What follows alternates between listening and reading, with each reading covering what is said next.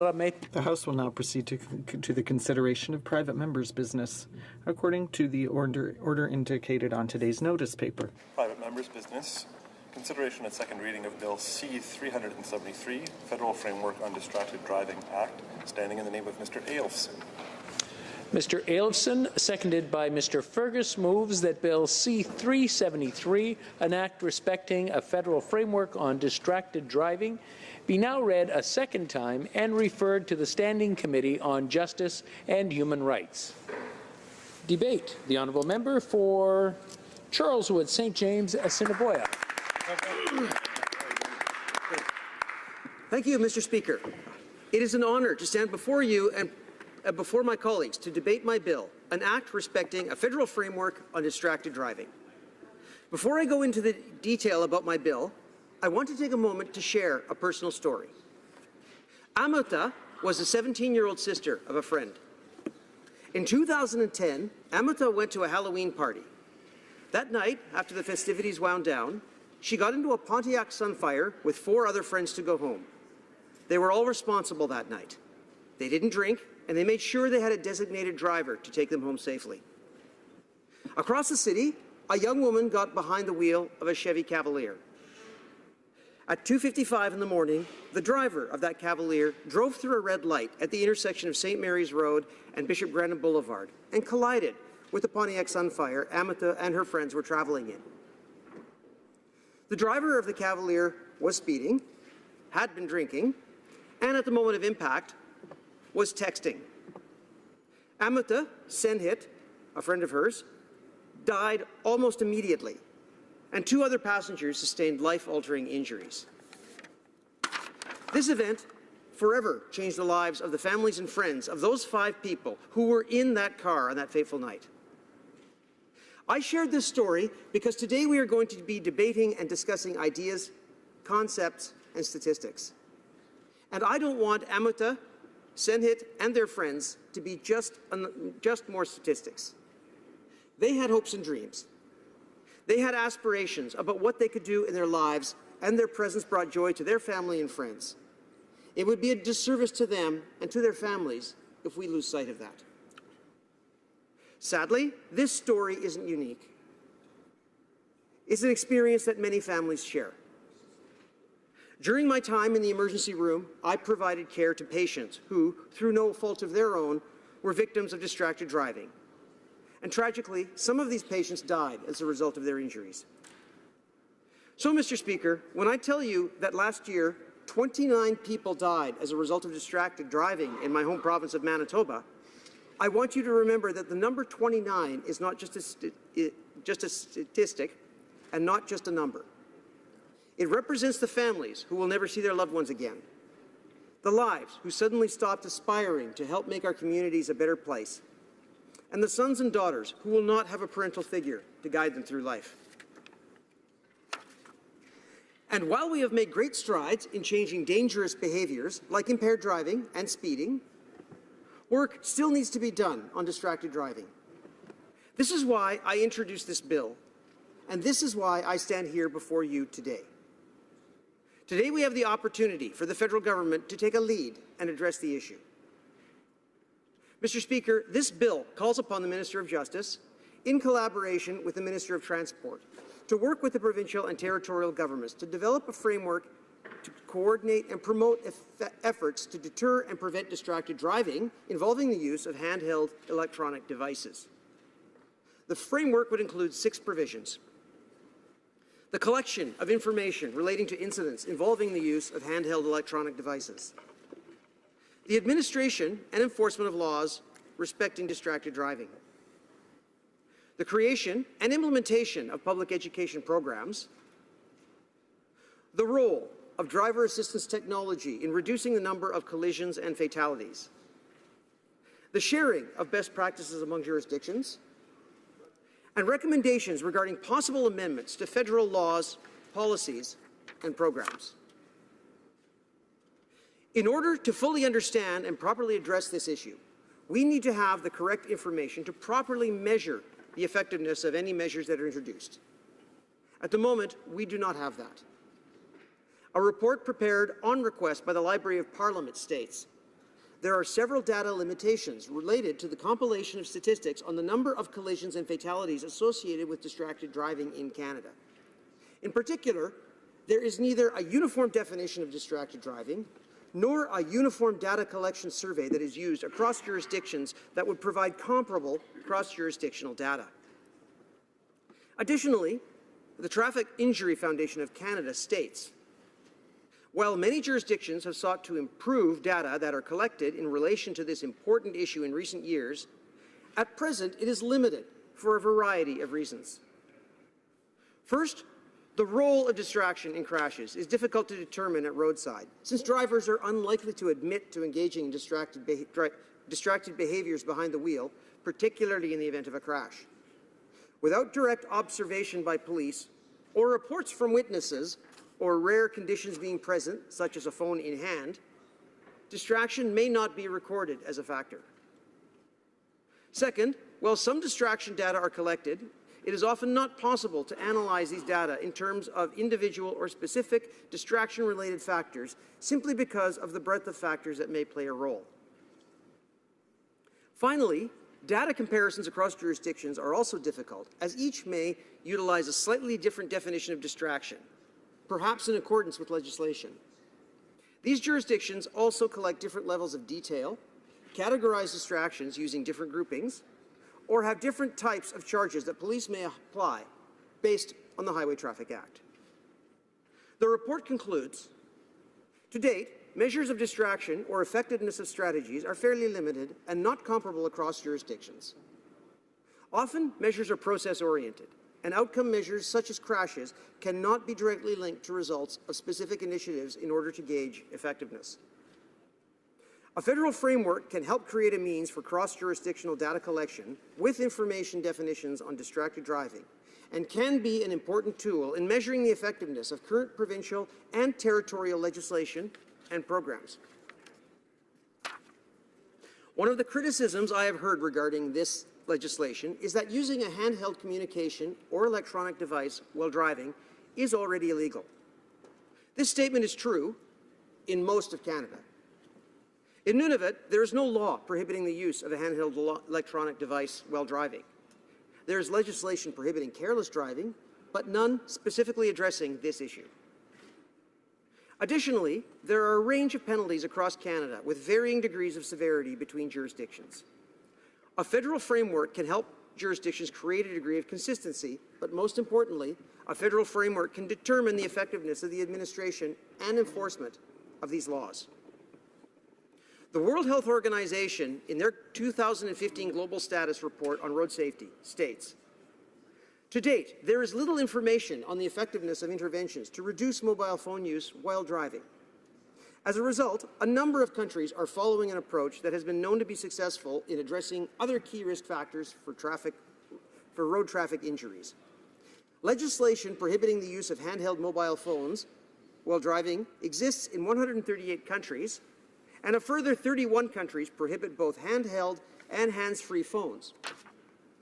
However, due perhaps to difficulties in enforcing this legislation, there remains little evidence of the effectiveness of such measures. In the Netherlands, mobile phone use has been banned since 2002, but there is mixed evidence about the impact of this measure. The health and safety of Canadians is of the utmost importance to all levels of government in Canada. And if the laws that are in place are not properly protecting Canadians, then we need leadership at the federal level to address this issue. I would like to reinforce that this bill does not make any activity illegal. It asks the federal government to take a leadership role in ensuring the efficacy of our country's laws. Informing the public of the dangers associated with distracted driving is paramount to reducing incidents of collisions and fatalities. Just like with impaired driving, people need to be informed of the serious consequences of their actions if they take their eyes off the road to check a message or send a text. And I bring up impaired driving because this is a similar behavior that we've been able to change because of education and awareness campaigns. It was not too long ago that the words, "one more for the road," could be heard at a party or a bar before someone left for the night. Right now, it is socially unacceptable for someone to encourage another person to have another drink before they get into a car. And I am certain that there are members here today that have stopped someone from getting behind the wheel if they've had too much to drink. We need to treat distracted driving as though it were the new drunk driving. We can do that by changing behaviours and educating Canadians. According to the Traffic Injury Research Foundation report on distracted driving in Canada, there have been examples of successful campaigns involving multiple levels of government with law enforcement and stakeholder participation that have been able to reach a wide audience. But there were limitations. The report states, it was also recognized that more active methods of engagement in terms of emotional appeals, social norming, and tailored messages to specific audiences were needed. Additionally, there are still troubling behaviors in drivers. For example, according to the Canadian Automobile Association, 69% of Canadians think it is unacceptable to text at a red light, but 33% still admit to doing it. A federal framework can help establish parameters for what's needed to implement a successful awareness and education campaign from coast to coast to coast. The issue of distracted driving involving the use of handheld communication devices is a result of new technologies, and there will always be new advances, but now comes the opportunity to determine if these new technologies can be adapted to reduce the number of collisions and fatalities. In Transport Canada's report, Transportation in Canada 2011, a comprehensive review, it states that Transport Canada has an ongoing driver distraction research program to better understand the safety implications of new technologies and to identify distraction countermeasures. I am glad that this ministry is treating this seriously. Measures are being considered for special features. For example, a phone app that would divert calls to an inbox while driving above 10 kilometers an hour. But it would be important to determine what recommendations can be gathered from stakeholders and the provinces for a federal framework. Additionally, the Manitoba Provincial Road Safety Committee announced a road safety plan with strategic recommendations that included considering the need for a coordinated approach and legislative amendments to guide the use of autonomous vehicle technologies as a measure to reduce traffic collisions as a result of distracted driving. The same report also recommended collaborating with other provincial, municipal, and territorial partners on road safety research initiatives, including comprehensive data collection and consistency. This recommendation aims to strengthen consistency and consensus for data collection, address potential data gaps, and enable better interjurisdictional data comparison and evaluation. This is why I have also included a provision for a federal framework to include the sharing of best practices among jurisdictions in my bill. Mr. Speaker, addressing distracted driving is not a partisan issue. It's a Canadian issue, and one that has undoubtedly impacted all of us here in this House in one way or another. As a runner and a motorcyclist, I have lost count of the close calls I myself have had with distracted drivers. In fact, only 1 week ago, within an hour of discussing this bill with my colleagues, I was about to cross the street in front of Parliament when a white SUV ran a red light, nearly hitting me. The driver was oblivious that he ran a red light because he was deep in conversation with someone on his mobile phone. There is a pressing need for a response and a leadership role that needs to be taken by the federal government. This is why I am asking for support on all sides. If a framework to prevent distracted driving can save one life, then, Mr. Speaker, we would have done our duty for Canadians. I look forward to the questions from my colleagues and for a fruitful and thoughtful debate on this issue.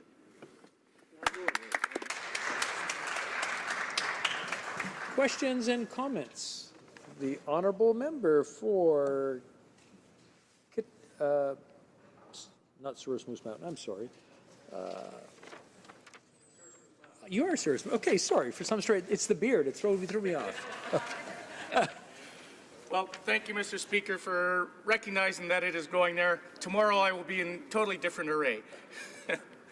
Anyway, Mr. Speaker, I thank you very much, and I thank my honourable colleague for his comments. I've had the pleasure with working with him on the Veteran Affairs Committee for the last 2 years, and he and I have had many conversations about his role as an emergency doctor, and we've had, and for him to be on the front lines of seeing some of the devastating effects that happen. So I truly appreciate his honourable intention here. As he is aware, I was a victim of one of those of a hit and run, and the reality was this person was distracted. Why? Because he was drugged and impaired, as well as other things. And we see that there are many ways where people can be impaired as they drive in the vehicles. And I'm just wondering if the honourable member could comment on a little bit more on not just people on their cell phones, but maybe other issues that may be important that people need to be aware of, and we need to educate Canadians about those issues of distracted driving. The honourable member for Charleswood-St. James-Assiniboia-Headingley. Thank you, Mr. Speaker. I would like to thank the honourable member for his kind words and for his excellent question. I would agree there are many forms of distracted driving. This is merely one of them. It would take too long to enumerate all the different forms. There are people who are looking at their instrument consoles, changing radio stations. We have all probably seen people putting on makeup or combing their hair, or in one case where I saw someone shaving behind the wheel. And the member is right. We need to educate the public on all sorts of distracted driving and on distracted driving in general. However, the need for this bill is that this new technology has taken off very quickly over the last few years. We've actually reached a point globally where more people have mobile phones on Earth than don't. And with this, this has also led to a sharp increase in the number or the amount of distracted driving due to this particular factor. So I've identified this as a factor that we could perhaps intervene in to prevent further injuries and fatalities. Questions and comments? Questions et commentaires. L'honorable député de... The Honourable Member for Trois-Rivières. Thank you, Mr. Speaker. And just to reassure you, contrary to my colleague, I'll still be wearing a beard tomorrow, so you'll be able to recognize me. Anyway, joking aside, if there's one thing I agree with in my colleague's bill, it's that a subject like this, as serious as this one, cannot be a partisan one. I'm going to be speaking on this bill in a few minutes, and I think it's very important to take the right path with this bill.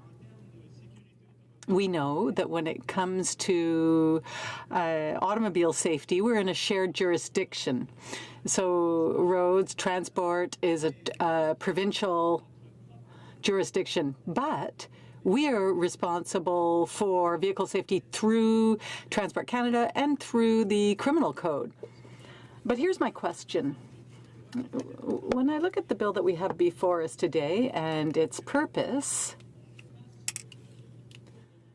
I'd like my colleague to tell me what the difference is between this bill and the work that is being done right now in terms of Road Safety 2025 that was started in 2016. I think the idea was the same, that is to say, to prevent distracted driving. James-Assiniboia-Headingley.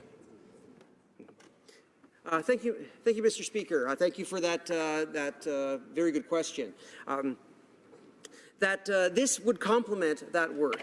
There is one of the things we've noticed is that there's very little data collection, and that's one of the key parts of this. Is that right now the provinces of Manitoba and Ontario are the only provinces that are collecting detailed data regarding this particular issue.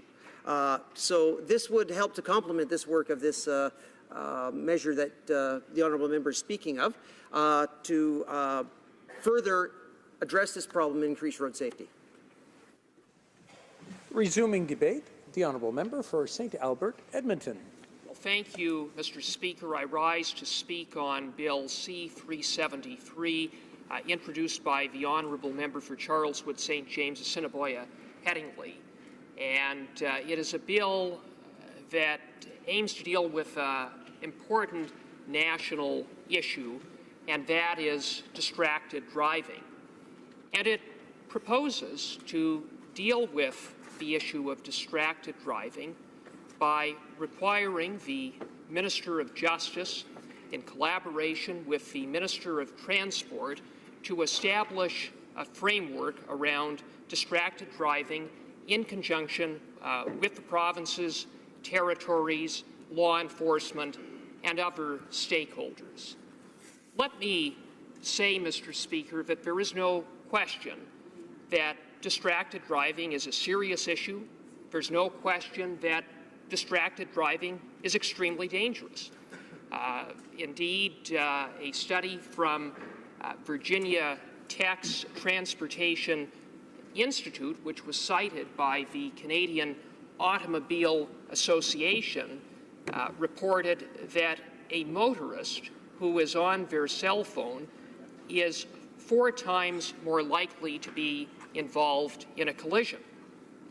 Even more alarmingly, a motorist who is texting is 23 times more likely to be involved in a collision.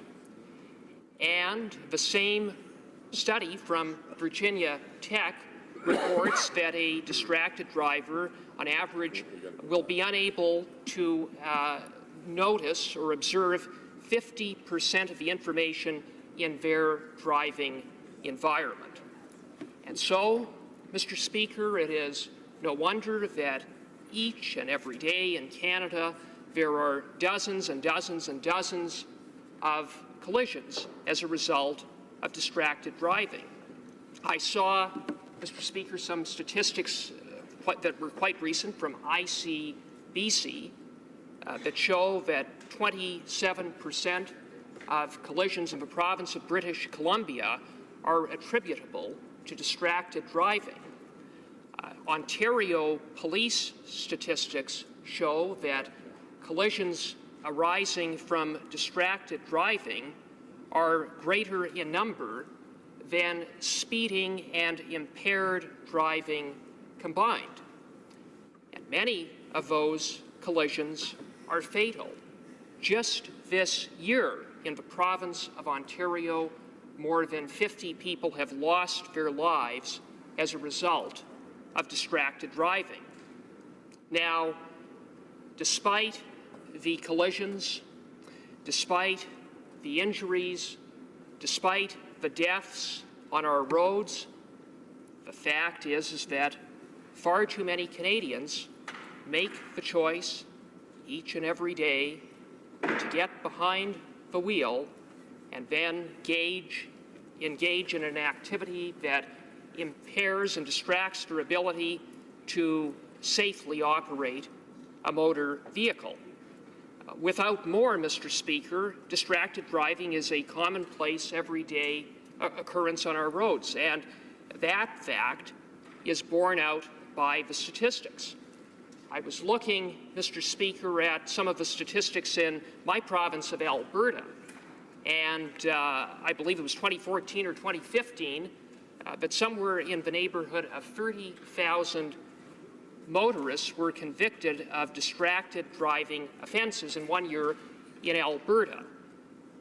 In the province of Quebec, I saw in 2012 somewhere in the neighborhood of 60 or 65,000 motorists in that province were convicted of distracted driving offenses.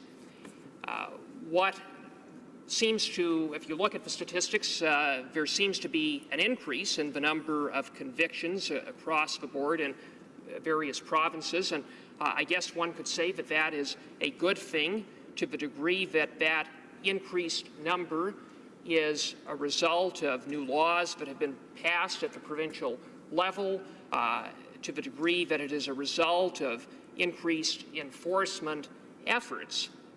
But nonetheless, I point to 30,000 and 60,000 to say that if that is the number of people that are being convicted of distracted driving offenses, then I would beg to suggest that those numbers barely scratch the surface of the number of people that each and every day are getting behind the wheel and engaging in an activity that distracts from their ability to safely operate a motor vehicle.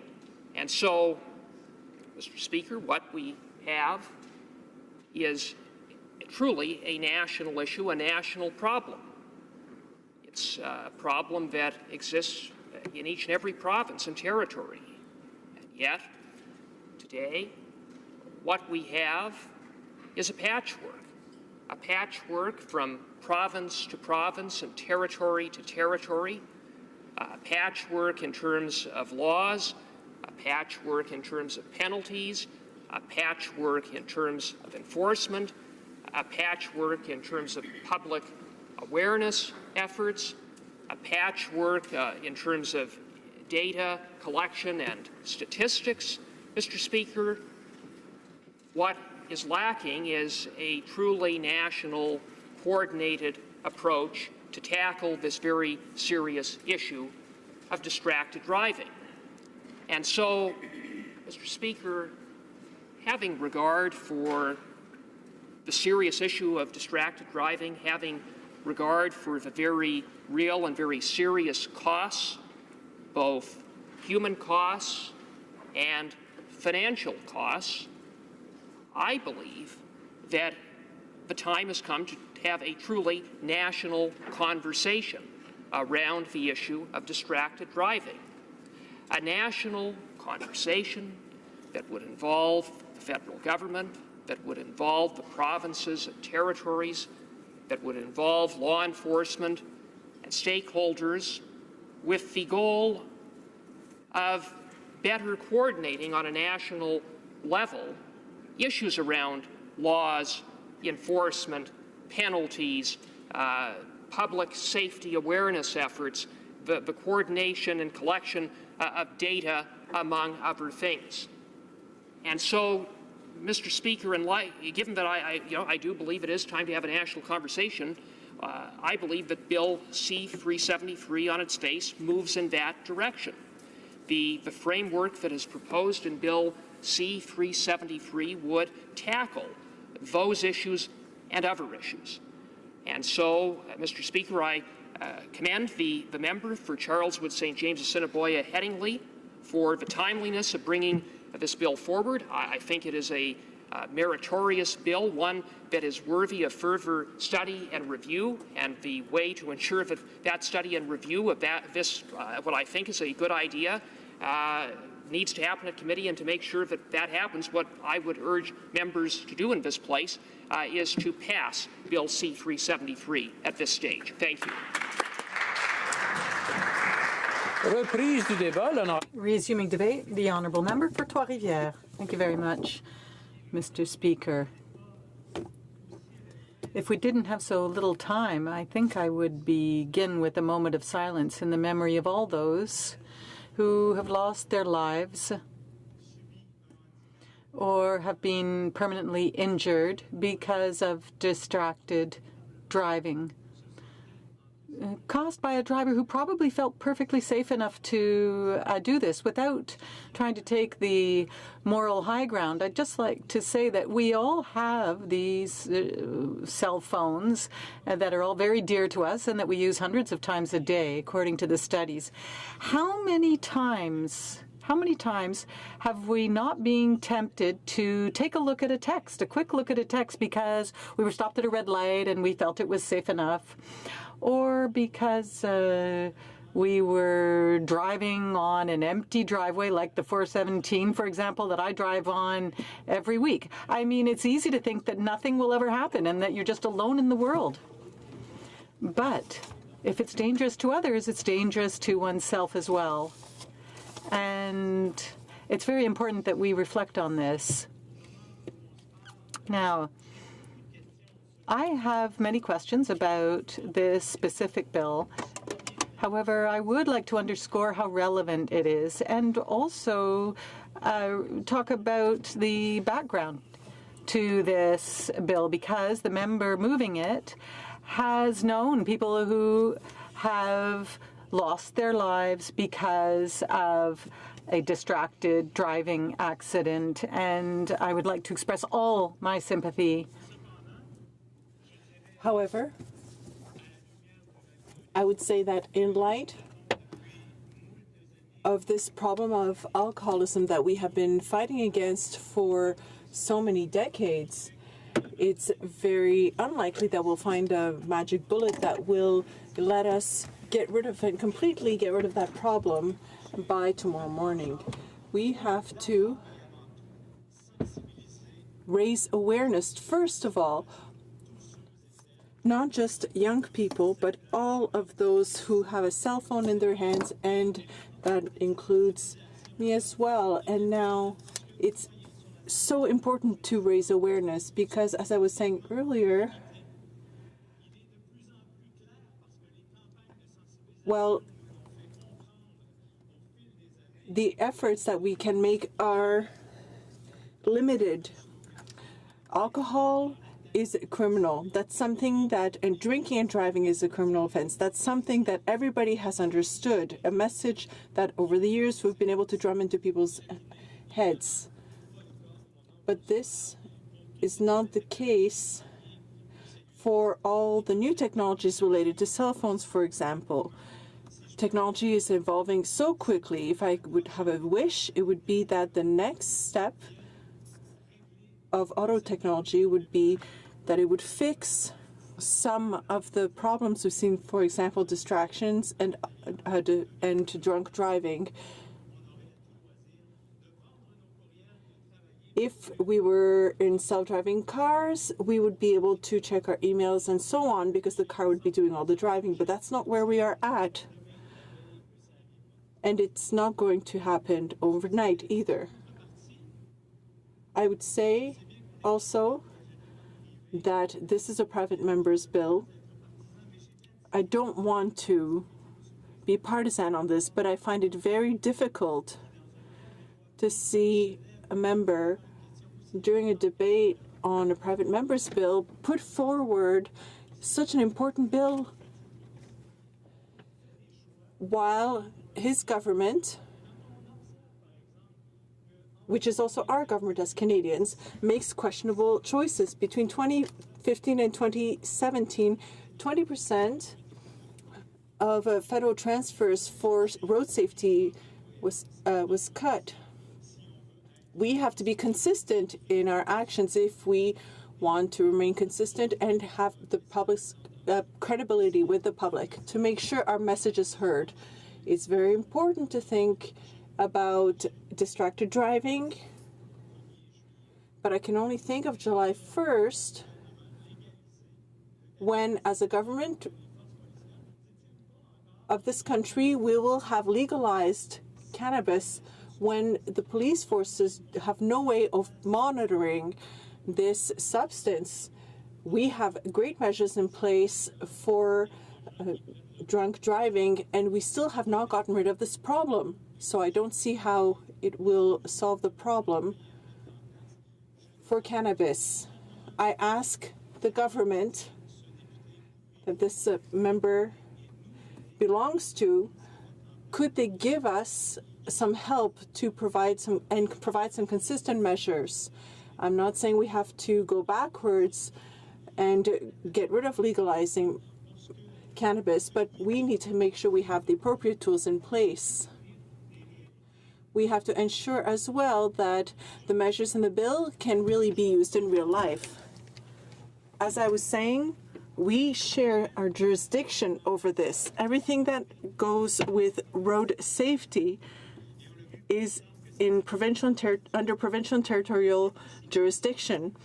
We saw the government of Quebec, which is quite aware of the same problem and which values the lives of the citizens as well, tabled a bill to review some of the proposals, in part a proposal to triple fines for people who are texting while driving.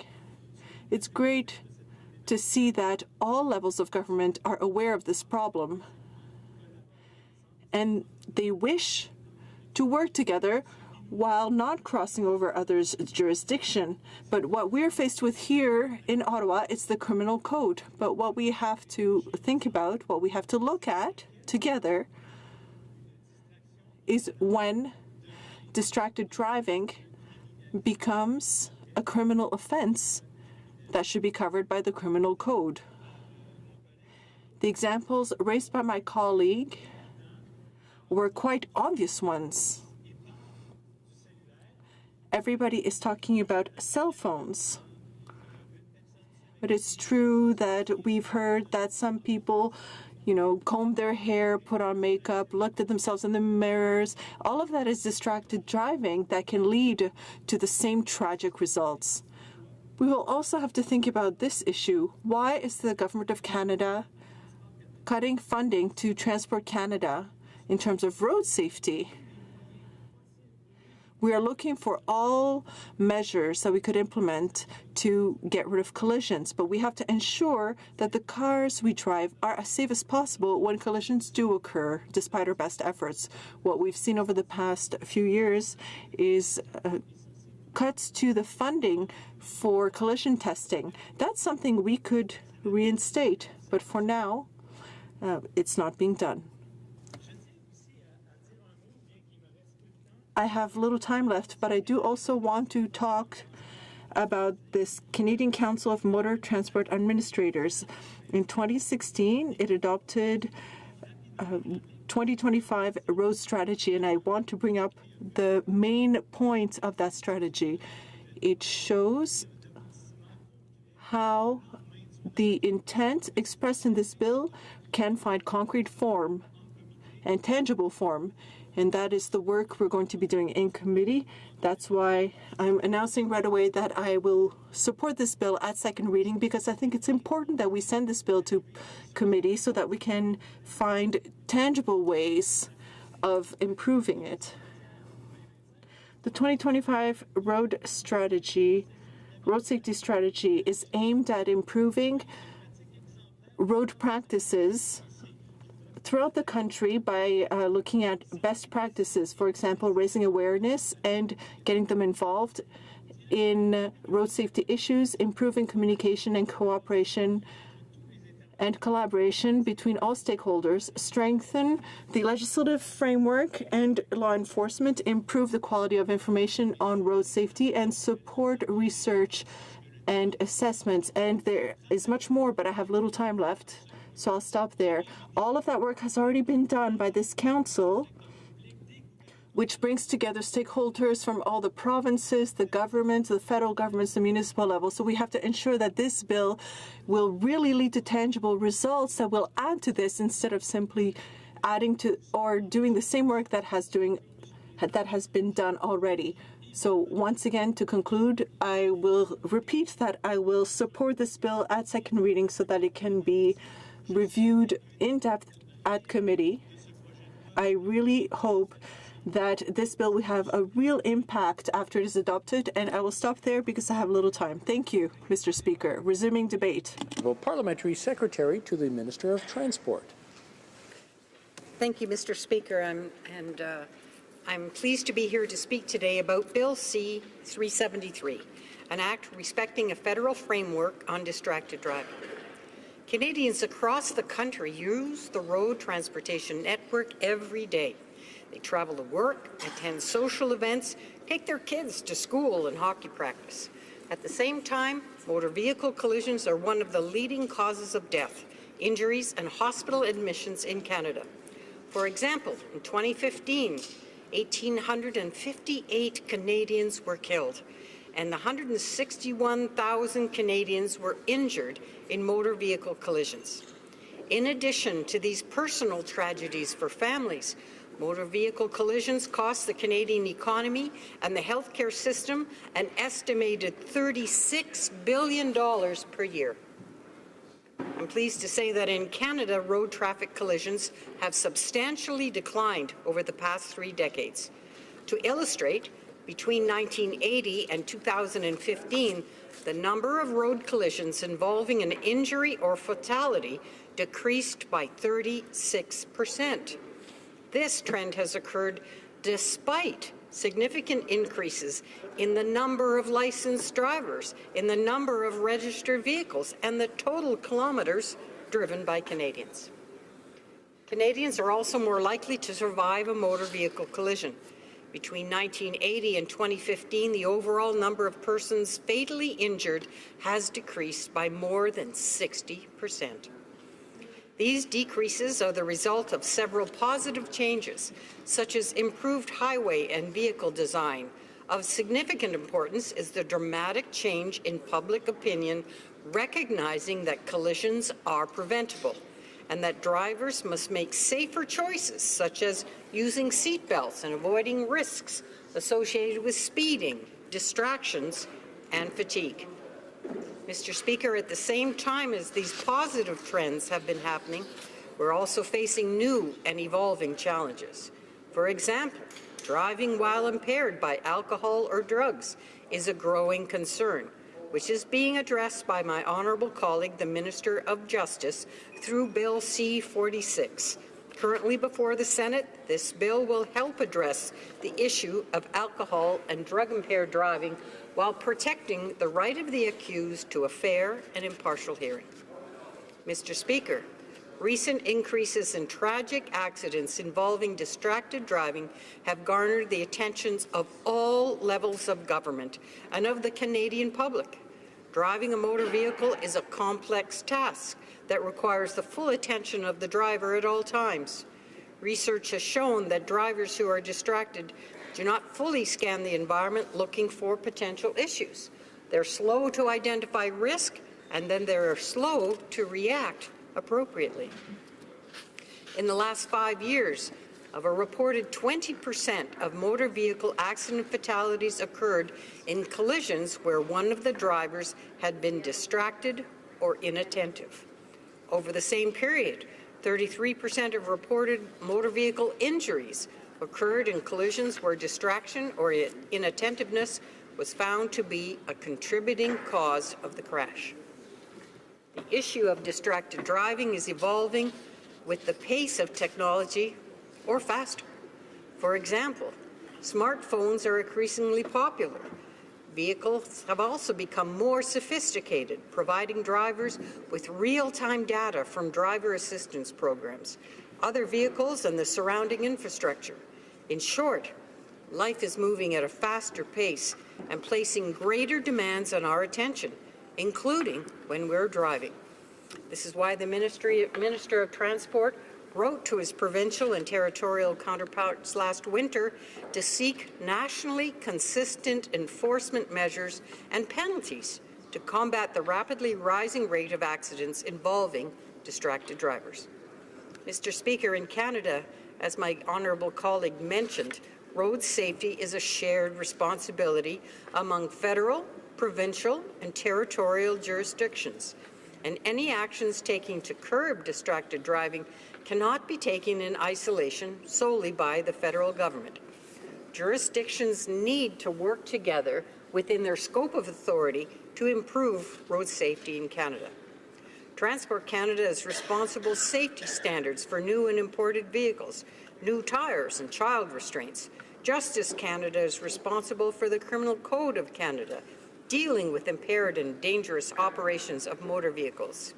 Provinces and territories are responsible for driver licensing, vehicle registration, and the Highway Traffic Acts, which include laws regarding distracted driving, as well as the administration of justice. To deliver a coordinated approach, the federal government works closely with provincial and territorial counterparts through the Council of Ministers responsible for transportation and highway safety and its associated organization, including the Canadian Council of Motor Transport Administrators. Collectively, we have developed and implemented a number of road safety initiatives that have contributed to the significant reductions of deaths and fatalities. For example, Canada's newest safety plan, Canada's Road Safety Strategy 2025 Towards Zero, the safest roads in the world. It was launched by this Council of Ministers responsible for transportation and highway safety in January of 2016. It builds on previous accomplishments by raising public awareness of road safety issues, improving communication, cooperation, and collaboration among road safety agencies, enhancing enforcement measures, and improving national road safety data quality and collection. The strategy outlines various measures over a 10-year time frame to support our vision of moving towards zero deaths and injuries. Road Safety Strategy 2025 contains a number of promising and proven countermeasures related to distracted driving. For example, education and awareness measures are being used to change public attitudes towards distracted driving. Such change has happened before with alcohol-impaired driving. For example, What was once a common and acceptable behavior has now become far less common and socially unacceptable, and our roads are safety because of it. Governments are also working together to identify international best practices to address distracted driving. At the same time, Transport Canada is working with the provinces and territories and other key stakeholders to develop guidelines related to in-vehicle displays. This initiative responds to a Transportation Safety Board Canada recommendation. Transport Canada also co-chairs a federal, provincial, territorial working group on distracted driving with British Columbia. Among the various initiatives taken on by this working group, Transport Canada officials are working every day with their provincial and territorial counterparts to assess the implementation of new vehicle technologies that could mitigate the risks and impacts of distracted driving. In addition, Transport Canada is leading a working group with provinces and territories to improve statistics related to how frequently mobile devices are implicated in distracted driving collisions. Mr. Speaker, the federal government needs to continue to work closely with the provinces and territories on distracted driving initiatives. Our best successes have occurred when we have worked collaboratively, when we have worked together to support policy development, new programs, and efficient and effective enforcement.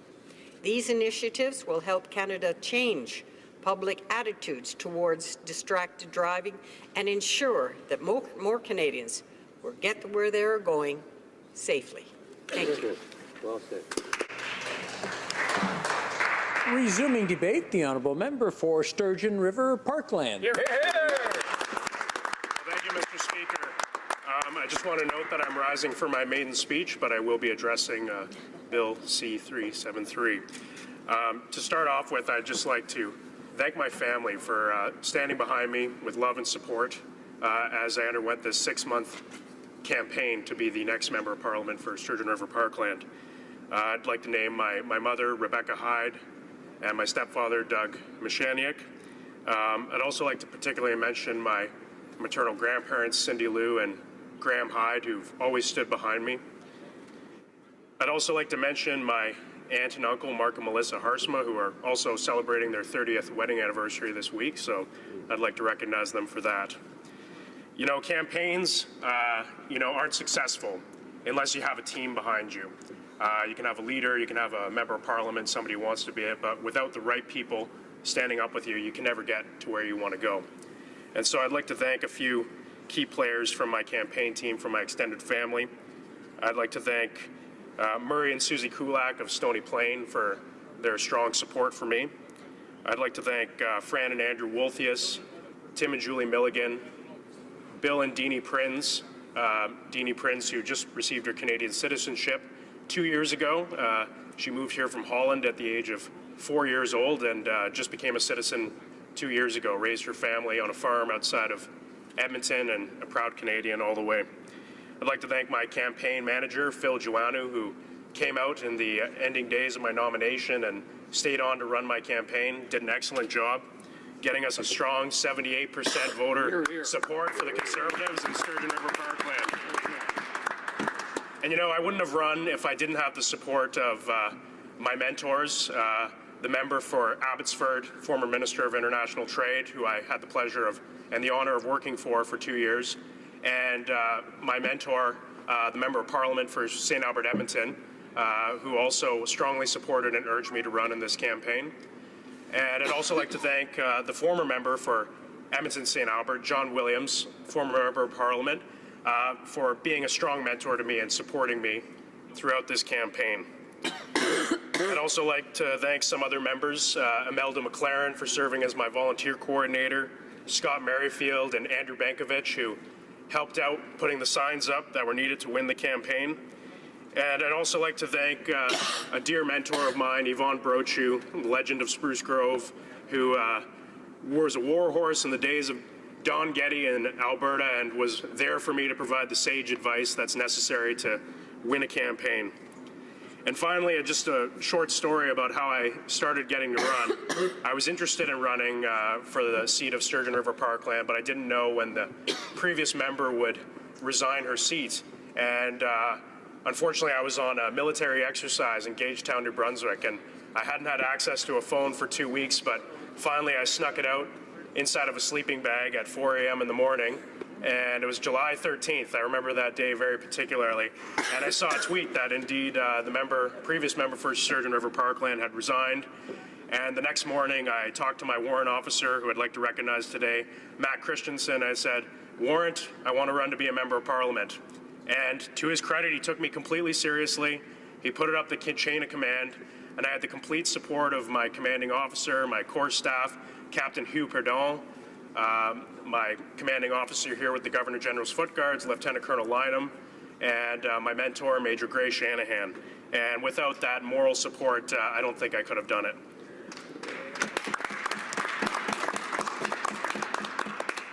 Well, with that, I'd like to start into my remarks on the bill in question.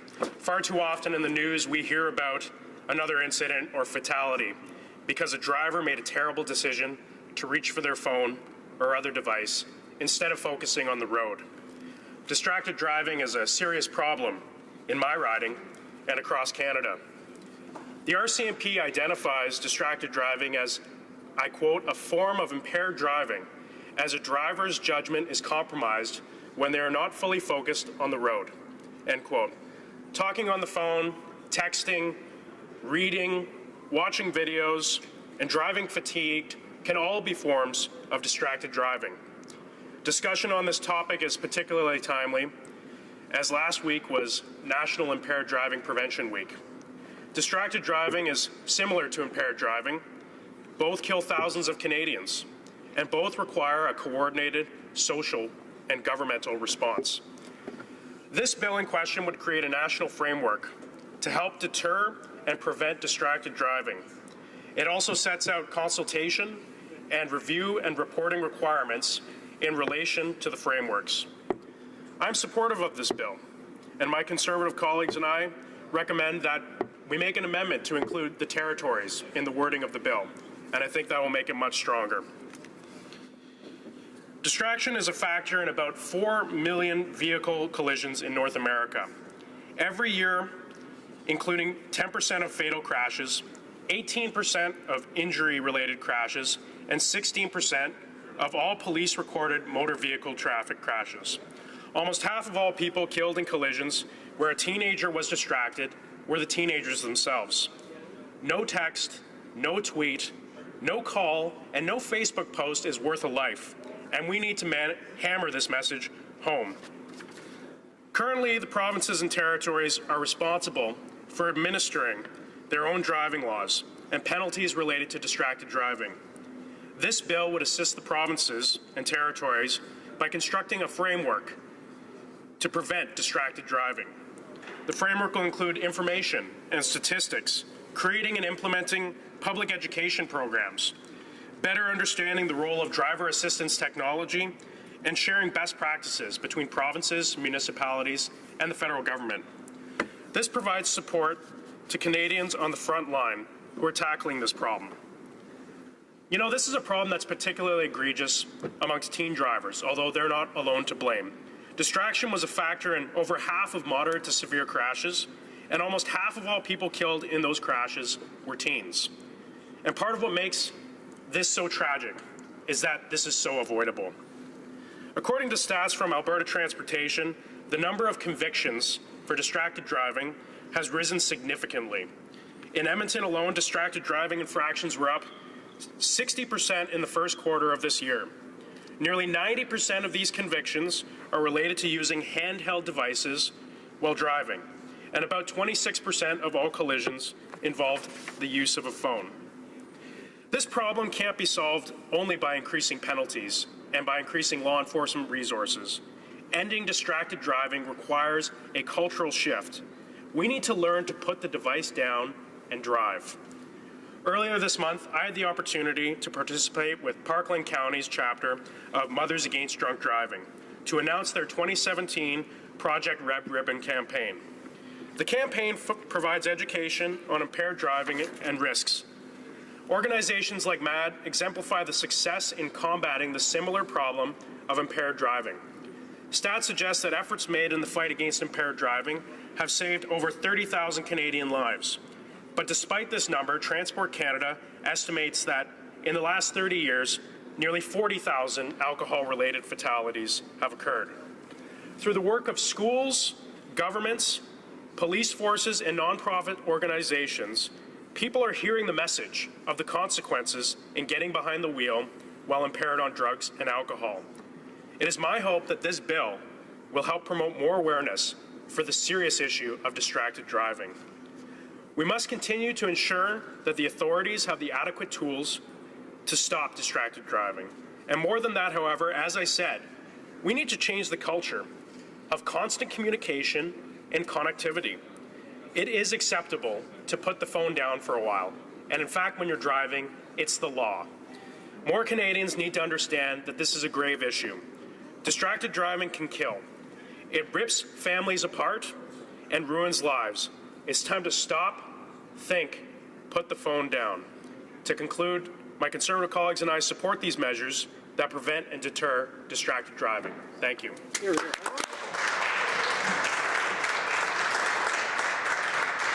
Resuming debate, the Honourable Parliamentary Secretary to the Government House Leader. I want to indicate that he'll have about 4 minutes.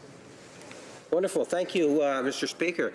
What a wonderful issue to be able to talk about, and I applaud my colleague from Charleswood, who has actually done an outstanding job in terms of recognizing an issue that is really important to all of us. You know, at times we get legislation, and many people that might be watching it might say, well, you know, what's that kind of about? How does it relate to me?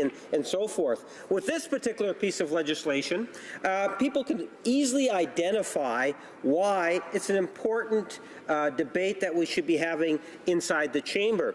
You know, a month or so ago, I was driving down on Erin Street in Winnipeg between Notre Dame and Portage Avenue.